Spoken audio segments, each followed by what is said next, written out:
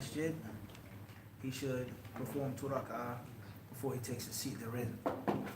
We explain what this hadith means, what it proves, what the ulama of Islam agree upon, and what they differ on regarding the hadith itself and regarding the actual issue itself.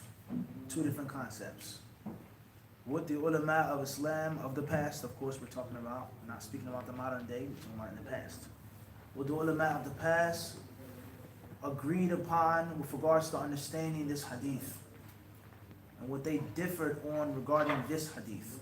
Step one. Step two, the issue itself. Because the issue of making 2 rak'ah before sitting down in the masjid, coming in the masjid after Asr, after Fajr, etc., could be discussed and dealt with away from this hadith. Away from this hadith. Two different things.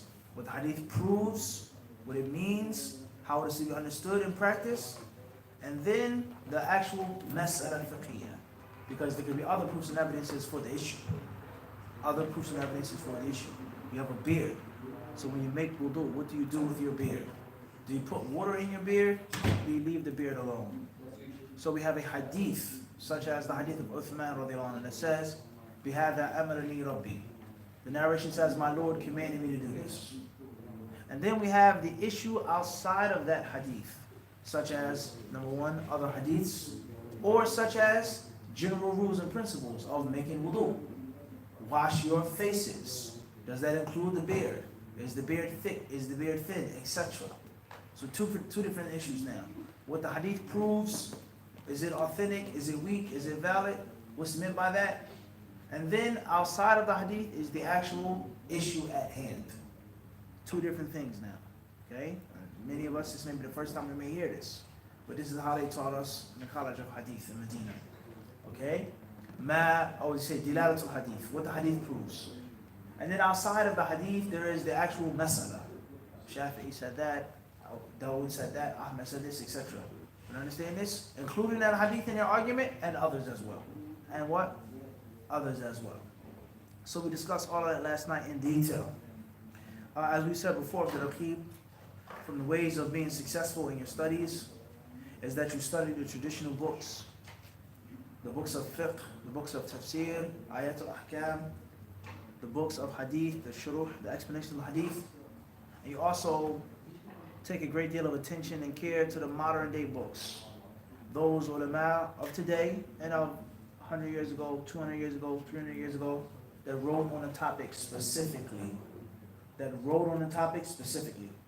which is a book dedicated just to one issue. Even though you study the issue in your traditional study of fiqh. So from those books here, we'll share with you tonight, is a book which is called Ahkamu Tahiyyatul Masjid.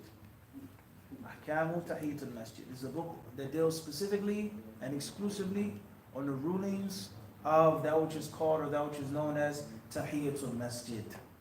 So I've read the Sharh and Sahih Bukhari, Fath al-Bari, Mughni, this book, that book, my teacher, this class from A to Z. And I also have a specific book on the topic that I've read at least 2 times this length.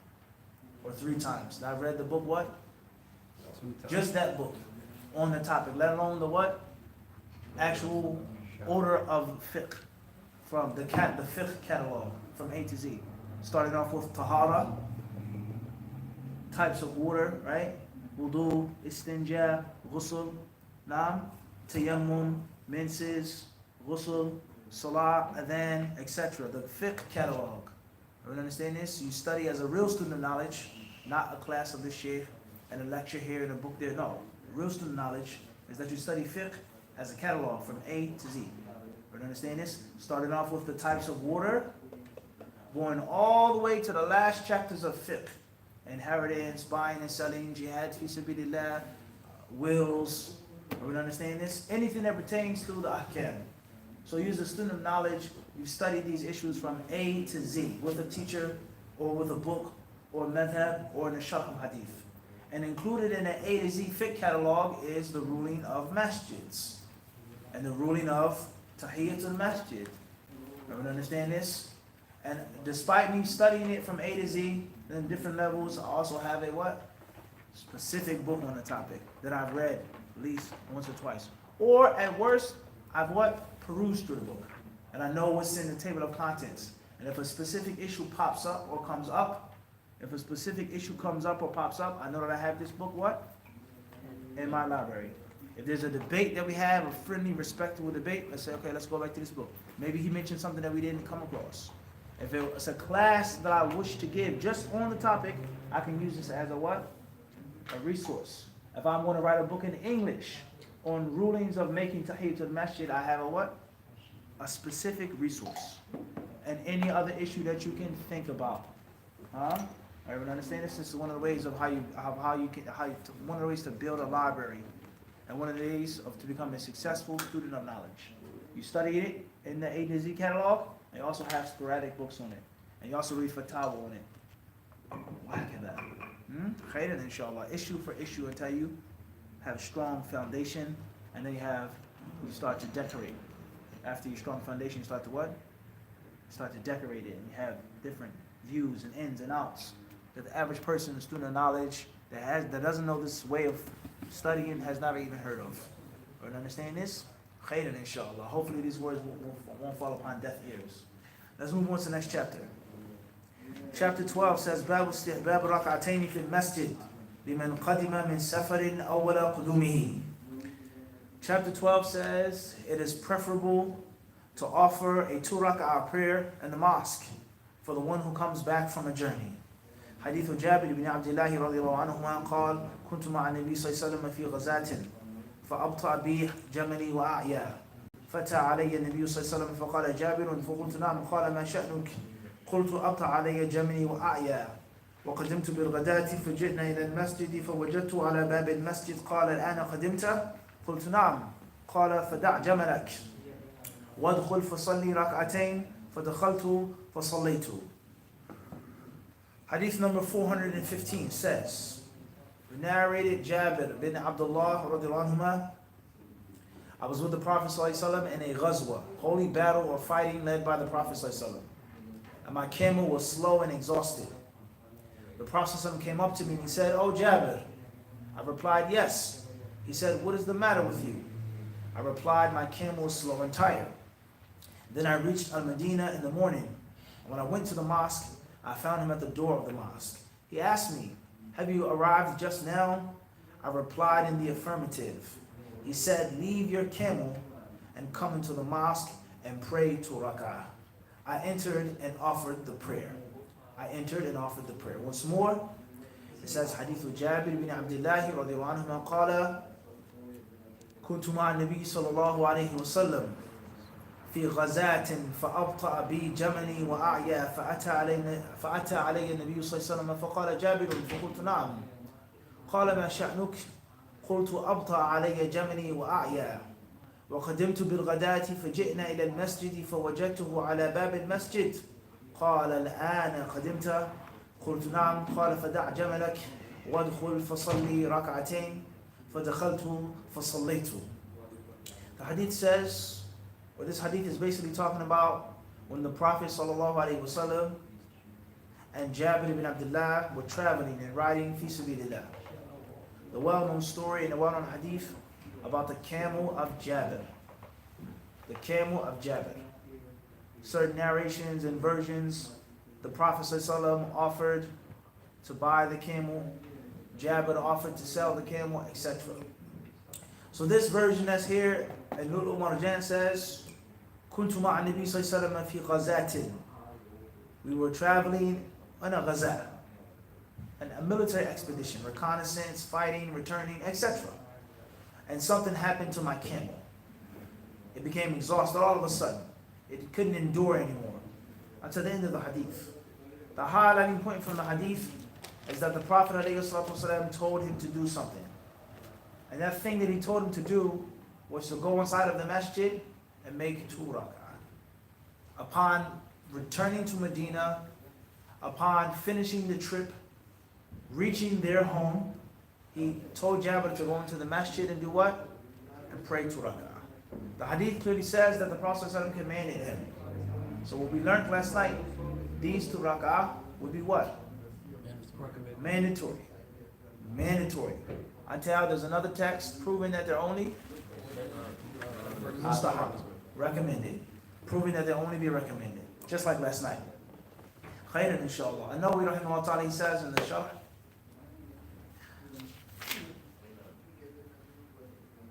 في هذه الأحاديث استحباب ركعتين للقادم من سفره في المسجد أول قدومه وهذه الصلاة مقصودة للقدوم من السفر لا أنها تحية المسجد والأحاديث المذكورة الصريحة فيما ذكرته في استحباب القدوم أوائل النهار وفيه أنه يستحب للرجل الكبير في المرتبة ومن يقصده الناس إذا قدم من سفر للسلام عليه أن يقعد أول قدومه قريبا من داره في موضع بارز سهل على زائريه أما المسجد أو إما المسجد وإما غيره.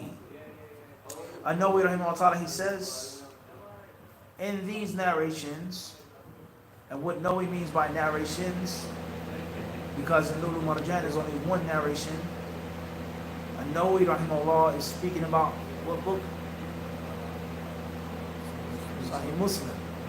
Nawawi is making a sharh of Sahih Muslim, in which there are several hadiths, several versions in one chapter. And wal-Marjan was copied, the order of the book was copied from Sahih Muslim. That's how we go along with the sharh. But it's not a sharh of wal-Marjan. You understand this? So now he says hadiths, and in the chapter we only read one hadith. We explained this years ago, Islam. Those who got it, got it. Those who didn't get it, didn't get it. It wasn't meant for them to get. We explained this. We explained this several times, how this book works. We'll go back to the playlist, inshallah. So no, he says in these hadiths is the recommendation of making 2 rak'ah for someone who returns home. As soon as he gets home, it's recommended for him to make 2 rak'ah. And these 2 rak'ah, he says, they are not the 2 rak'ah for entering and sitting in the masjid. He says rather they're 2 rak'ah by themselves, maqsuda, with a specific intention. So based on what we just read, not moving any further yet, based on what we just read, from the Sunnah prayers is to do what? To pray too when you come into town. When you come into town. Sunnah prayers. You understand this? 2 rak'ah for Tawbah, 2 rak'ah for Istikhara, 2 rak'ah for Tahiyyat al-Masjid. No, he says what? 2 rak'ah as soon as you get home. Just like it's from the Sunnah to make dua when you what? Get home. When you get home, your hometown, not just your house. Not just your house. I'm back. You understand this? You understand this? From traveling. Obviously, there are many sunnahs of traveling, rather many obligatory things of traveling that many of us are heedless from, that we don't know and we don't implement. Rather, there may be things that have replaced these sunnahs, such as bid'ah, or maybe some of us, waliyadu billah, maybe some statements of shirk. Thank this wali or this spirit. Offer something to this jinn when we get back from Hajj or Umrah or from fighting in Allah's cause. This is a reality among many people who say La ilaha Muhammad Rasulullah. Some of us, at best, we forgot. Some of us don't even know the sunnah, what to do when you get back home. When you reach your house, when you're back from a journey, thanking Allah, praising Allah that you made it back safely. Showing your gratitude and your servitude. And then there are some people, unfortunately, they have these sunnah acts not just forgotten and abandoned, but they have been what? Replaced. They've been replaced with acts of innovation. They've been replaced with acts of shirk, with superstition. So it's a very important concept. The Muslim is always offered the chance to worship Allah all the time. It's a dua when you get on your animal or your car. It's a dua when you hit the road. It's a dua when you go up a mountain. It's a dua when you come down. Everyone understand this? It's a dua when you enter a town. It's always a chance for you to what? Be a servant to Allah subhanahu wa ta'ala all the time. Everyone understand this or not? So that's why it's important to learn these hadiths and to read them for the purpose of implementing them. Okay? For the purpose of what? Implementing them. And saying that you're on the sunnah is a big responsibility. And it necessitates from you many things. And not just one aspect. To say that I'm on the sunnah or we're on the sunnah. It is a huge responsibility to make that statement. And it's a total and comprehensive what? Painting over your entire life. A covering, full coat. how you sleep, how you eat, how you travel, everything that you do. What the Prophet did, what the Prophet didn't do, what the Prophet said, what he didn't say. So it's a big responsibility. Everyone understand this? Khairan, inshallah. So that's the main point from this hadith. I know he says is the recommendation of making these 2 rak'ah. And these 2 rak'ah in the masjid are not tahiyatul masjid. They aren't what? Tahiyatul masjid. And before we move forward, no, he said that these 2 rak'ah are recommended. He says they're what? Recommended, right? Now, if they're recommended, that means that they're sunnah prayers. And if they're sunnah prayers, why did the Prophet ﷺ tell him to make them in the masjid? If the best place to make the sunnah prayers is where is one's what? Home. One's home. So what is the answer to this problem? He clearly told him to do what? Come to the masjid. Go in the masjid and pray the 2 sunnahs.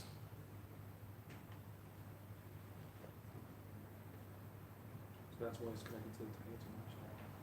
But he said it's not Tahiyatul Masjid. That's what he said. Tahiyya. So it is Tahiyatul Masjid, he's saying, before you sit down. When they say that. Okay, let's go deeper than that now. Since you brought that up, Abdul Qawi, since you opened up a can of worms now, which may not be a bad can. Why did the Prophet ﷺ and Jabir go into the masjid? To give thanks to the Lord. Huh? To praise the Lord, Master. That you There's a reason why. So now it says early morning, like. La, Like they return from journey. la, I need someone really clever to get this one. Someone with an exciting mind. To give the wives time to. La, to get the wash time to prepare the iron pots, huh? La, yahi. La.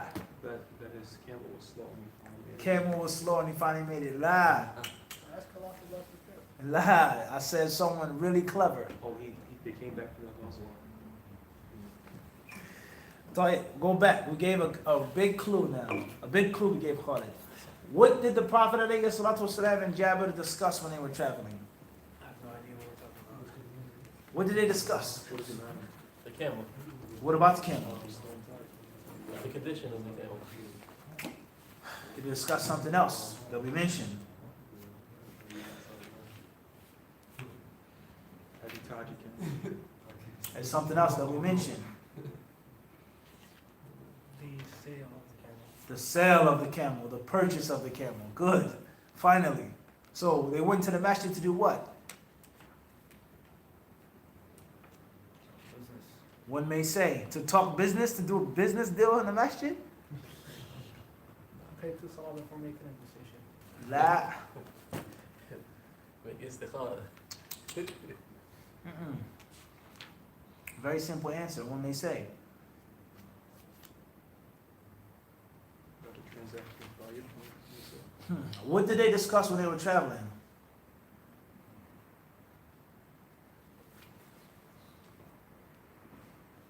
One may say, and one may make the argument, that the Prophet ﷺ bought the camel from Jabir when they were traveling. For example, nothing. And then when they got to Medina, he did what? One may say that he did what? Paid him in the masjid and not made the actual what? Transaction in the masjid. The debate over the price. But here you go. Like I owe you money. Take this. And it's permissible for a person to pay off a debt what? In the masjid. In the masjid. One may say this. So if that's the case, then obviously him and Jabir were going to do what? In most cases, they were going to do what? When if you enter the masjid, you pray. They were going to sit down. Right. So he said, pray 2 rak'ah before you sit down. So one may say that it was with the actual Tahiyyatul Masjid. One may say that. We never said that's the correct view. This is all hypothetical. You understand this? It's all what? Novelty. It's just exercise of the mind. One may say that. You with me or not? Right? And one may say, no, rather it is a sunnah of returning from a trip. But if that is a sunnah of returning from a trip, then one may say, wouldn't it be best to make it in the house? So this is a debatable issue now. Everyone understand this or not? It's a what?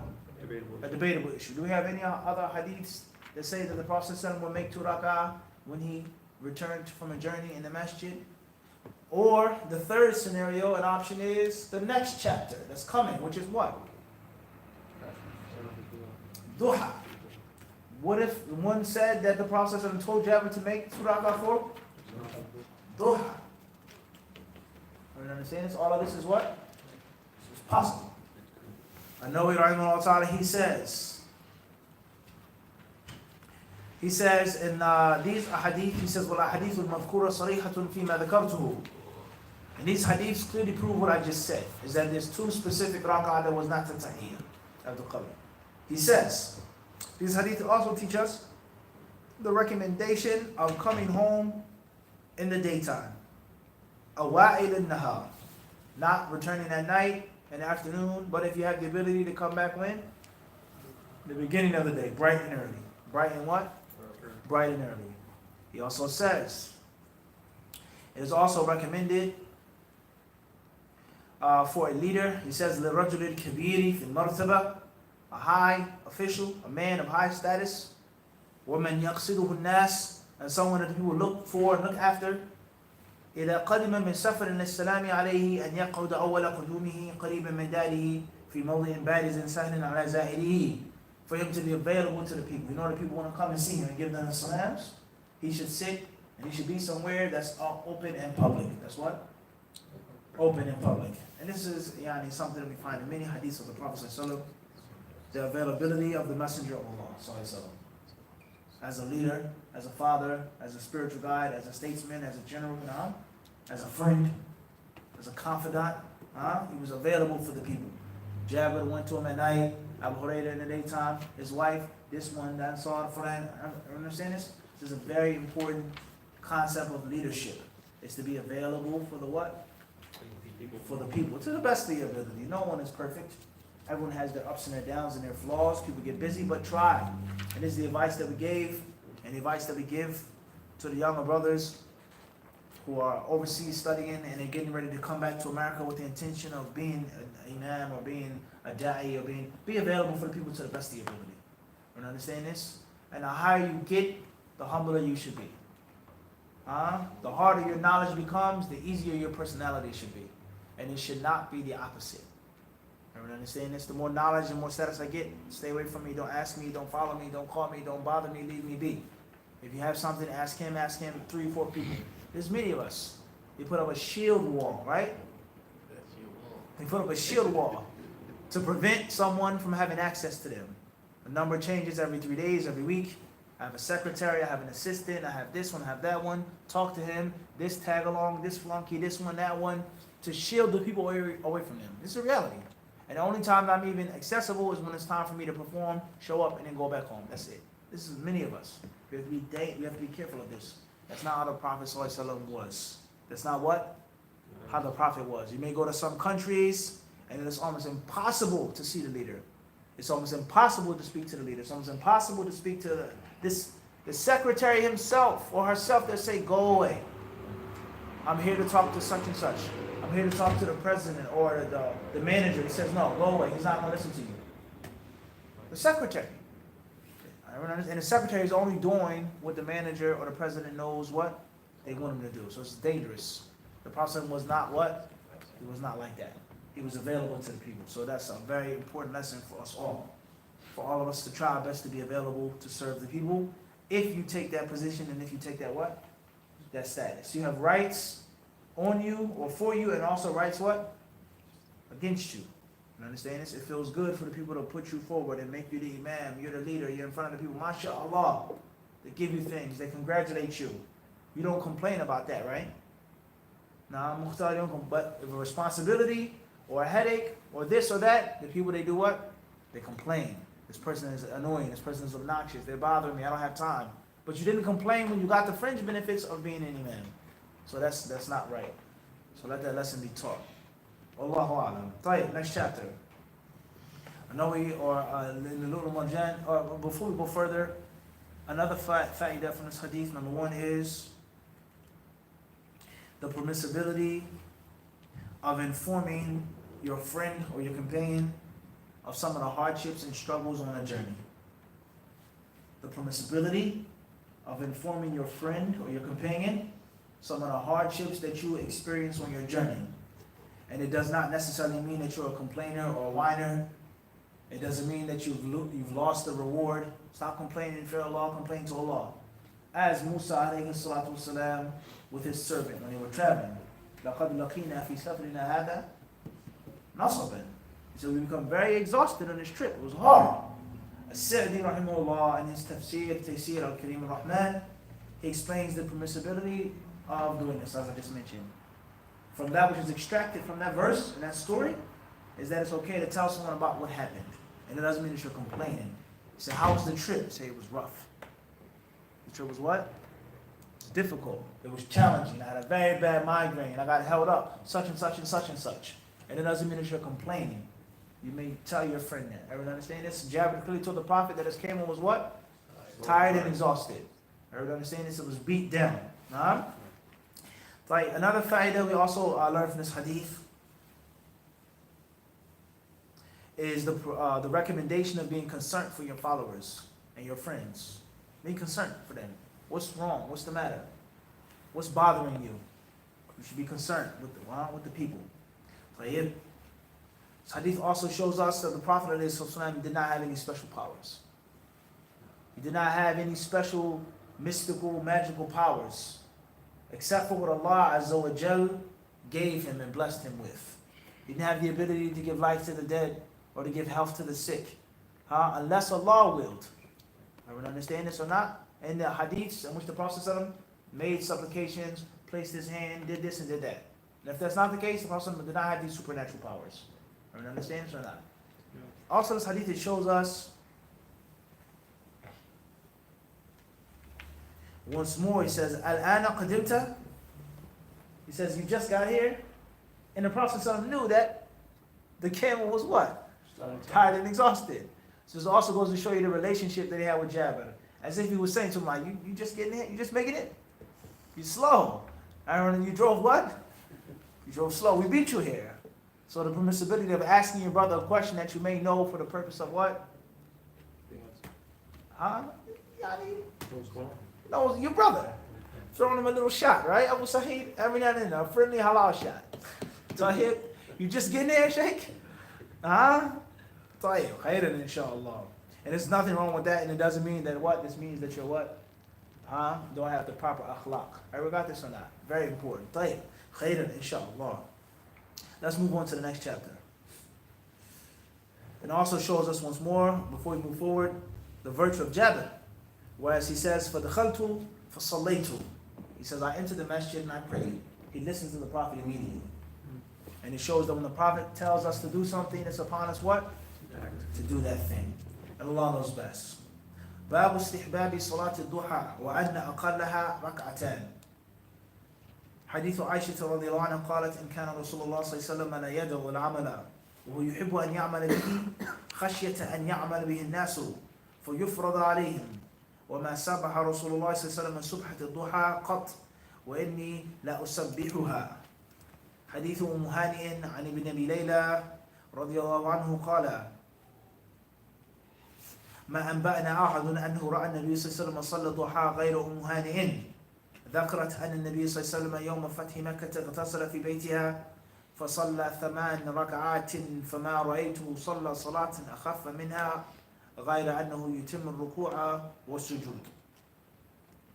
حديث أبي هريرة رضي الله عنه قال أوصاني خليلي ب3 لا أدعوهن حتى أموت صومي 3 أيام من كل شهر وصلاة الضحى والنوم على وتر. Hadith number 416. Or the chapter number 13 says, preference of duha, forenoon prayer, and 2 are its minimum rak'ah. Narrated Aisha radiallahu anha, Allah's Messenger sallallahu used to give up a good deed, although he loved to do it, for fear that the people might act on it and it might be made compulsory for them. The Prophet ﷺ never prayed the duha prayer, but I offer it. Hadith 417 is narrated by Ibn Abi Layla. It says here, radiyallahu anhu, only Hani told us that she had seen the Prophet ﷺ offering the duha. She said, on the day of the conquest of Mecca, the Prophet ﷺ took a bath in my house and offered 8 rak'ah. I never saw him offering such a light salat, but he performed perfect prostration and bowing.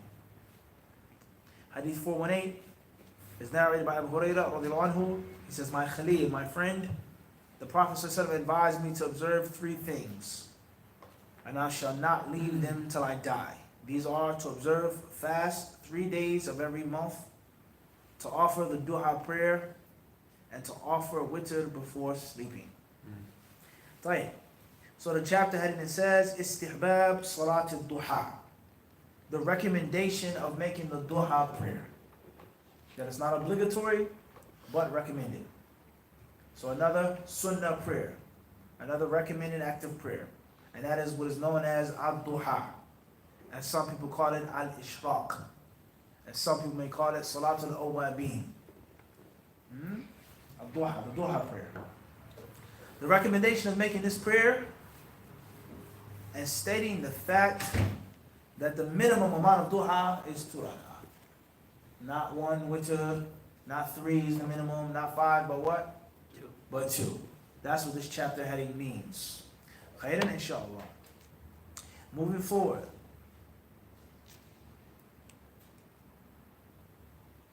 The chapter heading, before we get into the actual hadiths, النووي he says هذه الأحاديث كلها متفقة لا اختلاف بينها عند أهل التحقيق وحاصلها أن الضحى سنة مؤكدة وأن أقلها ركعتان وأكملها 8 ركعات وبينهما 4 أو 6 كلاهما أكمل من ركعتين ودون 8.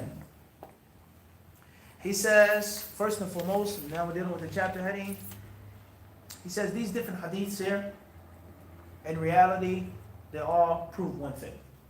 And there is no difference between them.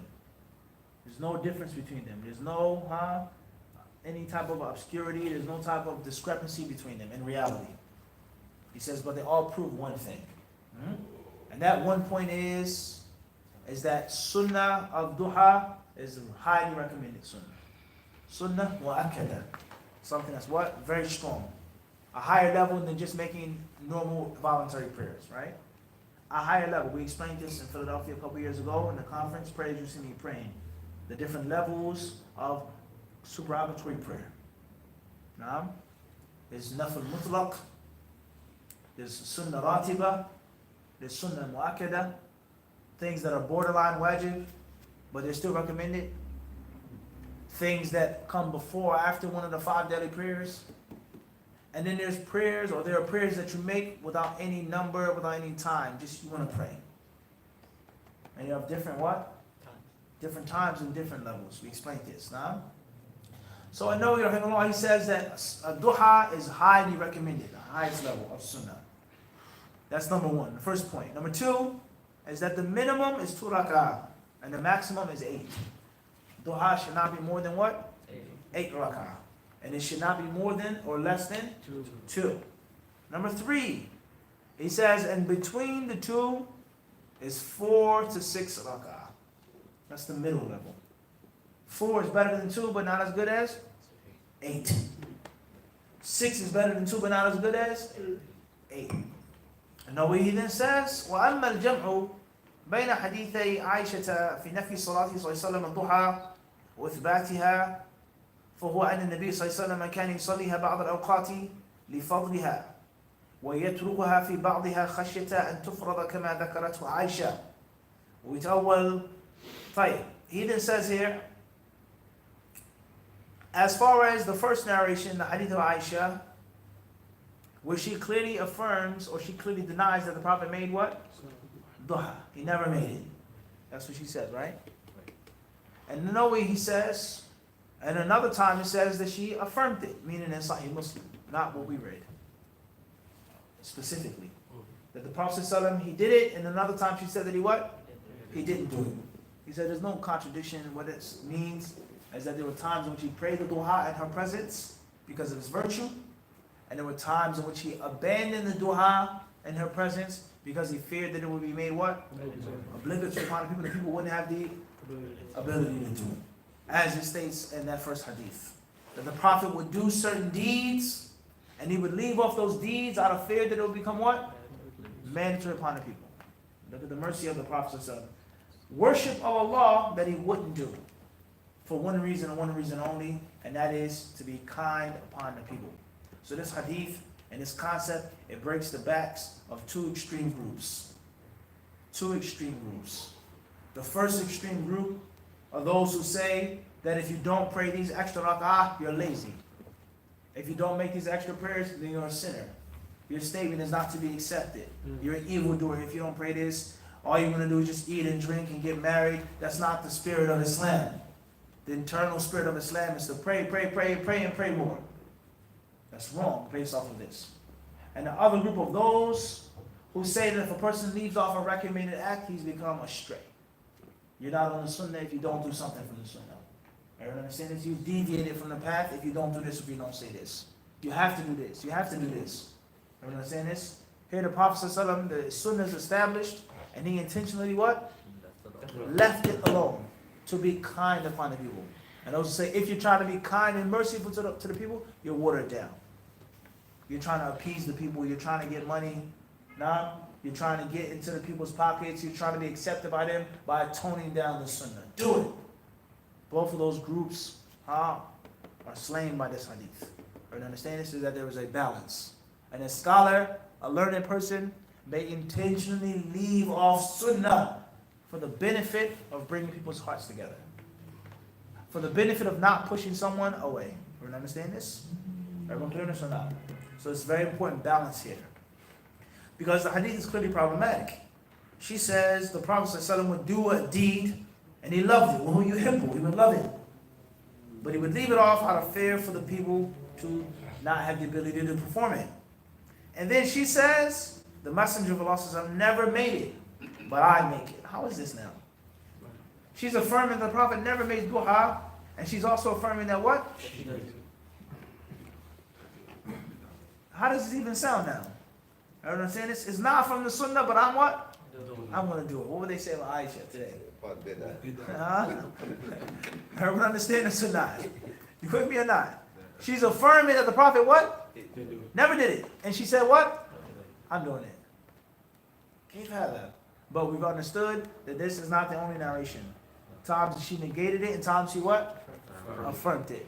Everyone clear this or not? Tayyib? Moving forward. An-Nawawi rahimahullah ta'ala, he then says, rahimahullah, he says, Tayyib, that he would offer it, and sometimes she saw him and sometimes she didn't see him, etc. Now, before we move forward, oftentimes this is very problematic. And oftentimes the problem comes from how Aisha says something. She says he never ever did it. And she doesn't say, I never saw him do it. So many people, they affirm things, or they negate things, based off of what Aisha says. The Prophet was with Aisha, he visited Aisha, and he never made this prayer. The Prophet was with Aisha, he visited Aisha, and he always made this prayer. So we have to understand that there were other wives. There were other companions. And even if Aisha says, anyone who says that the Prophet did it, don't ever believe him. That doesn't mean that that's the final say-so. Like the ruling of standing up and urinating. The narration that says, anyone who tells you that the Messenger of Allah urinated standing up, فَلَا تُصَدِّقُوهُ. She says, don't believe him. In other words, he's a what? He's a liar. He's mistaken if he says that the Prophet urinated standing up. That's a strong statement. She's not saying, I never saw him doing it. She's saying he never what? And she's basing it off of what? Her knowledge. In comparison to the rest of the companions is what? Limited. That's more limited. How often was the Prophet with Abu Bakr before Aisha? Umar, and this companion, and this Sahabi, in a place or a time in which a woman was not there. And understand this? Like Hudayfa narrated, that the Messenger of Allah did what? He stood up and he urinated. Everyone understand this? So we have to understand the context of Aisha radiallahu anha and her scholarship, how she spoke. Everyone understand this? And the ulama wrote books on the topic, in which Aisha says that Fulan is wrong. Or Aisha says that this companion made a mistake. And that's not necessarily the truth. Everyone clear this or not?